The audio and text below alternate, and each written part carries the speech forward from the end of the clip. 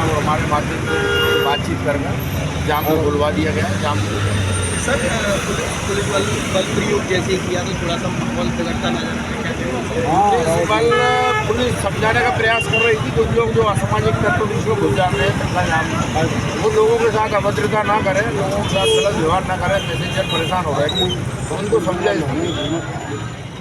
डबरा नगर पालिका परिषद के वार्ड नंबर 2 में अरू हनुमान मंदिर के दोराहे पर क्लास 1 ठेकेदार राजेंद्र गुप्ता द्वारा 25 फुट ऊपर बल्लियों के सहारे स्वागत गेट का निर्माण कार्य चल रहा था, जिस पर मजदूर सेंटरिंग कर ढलाई का काम कर रहे थे।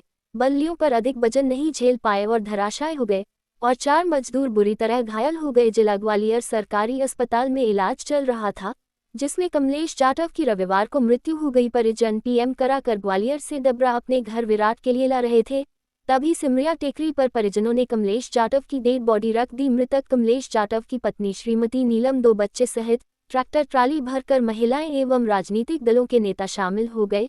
जैसे ही पुलिस प्रशासन को भनक लगी तो भारी संख्या में पुलिस बल भी पहुंच गया।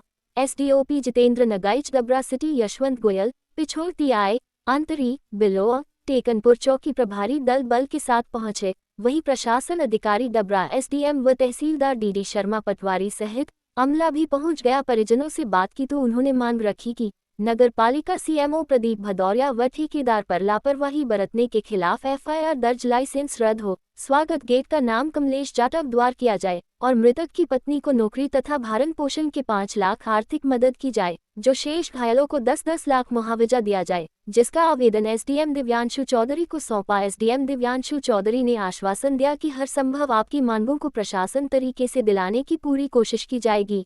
इसी बीच क्षेत्रीय विधायक सुरेश राजे, रुपेश कैन, भीम आर्मी के समाजसेवी परविंद घोरपड़े, जिला स्वतंत्र पाराशर, समस्त जाटव समाज मौजूद थे। एमएस बिशौटिया की खास रिपोर्ट। देखिए, जो 3 अप्रैल की घटना है, जो डबरा में प्रवेश द्वार बन रहा था, तो वहाँ ठेकेदार और इंजीनियर और संबंधित नगर पालिका के अधिकारी, सीएमओ वगैरह, इनकी लापरवाही से उसमें 4 मजदूर दब गए थे।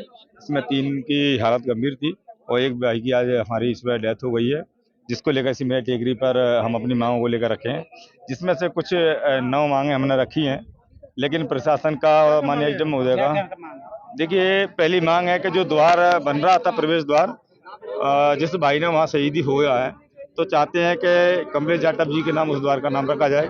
दूसरा, उस जो सीएमओ और संबंधित इंजीनियर जो ईश्वर गोयल और ठेकेदार राजेंद्र गुप्ता जी, इनके विरुद्ध वैधानिक कार्रवाई कर एफआईआर दर्ज होकर उनकी गिरफ्तारी की जाए।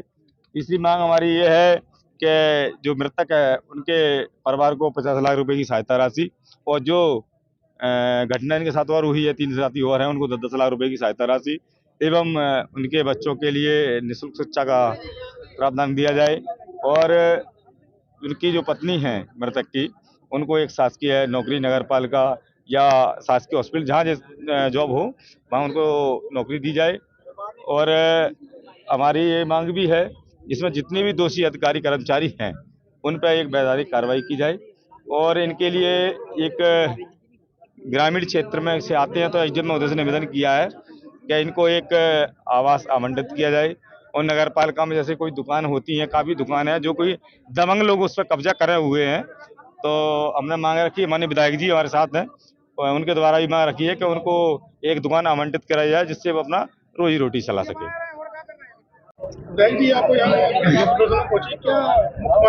देखिए, ये बड़ी घटना है, आप सबके संज्ञान में है, मीडिया और प्रेस मीडिया के माध्यम से विषय सबके संज्ञान में है। और निश्चित रूप से लापरवाही तो उसमें है, लापरवाही नहीं होती तो इतनी बड़ी घटना नहीं घटती। और अभी हमारे भीम आर्मी के साथी हैं भाई घोरपड़े जी, इन्होंने यहाँ चक्का जाम किया है और उसमें हम सब लोग यहाँ आए हैं और कोशिश कर रहे हैं कि एक तो पीड़ित पक्ष है, उसकी जो जायज़ मदद है वो समय पर हो जाए। क्या है, घोषणा करना और मदद होना, इसमें अंतर आता है।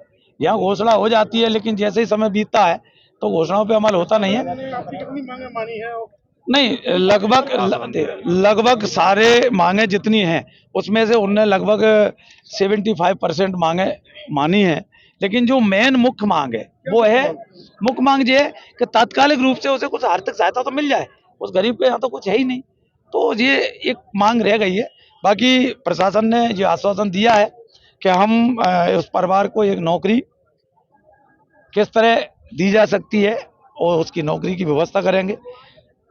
आवास की बात उन्होंने कही है कि हम आवास दिलवाने का काम करेंगे, जो हमारे हक में है, हमारे पे अधिकार है और वो बहुत आसानी से कर भी सकते हैं। अभी जो प्रमुख मांग है, एक तो वो कि जो अधिकारियों की लापरवाही है उनके खिलाफ कार्रवाई की जाए, और दूसरा ये है कि तात्कालिक जो सहायता राशि मिलती है उसकी घोषणा हो जाए, तो कम से कम ये जो है ना, ये हमारे जो उसके परिवारजन है वो भी नहीं चाहते कि जनता को, या हमारे जो भाई खड़े हैं उनको अनायास कष्ट हो, लेकिन वो इतना ही है, एक उनकी जायज मांग है, नाजायज मांग है नहीं, तो उसकी घोषणा हो और कर दे प्रशासन, तो तत्काल जो है सभी तैयार है।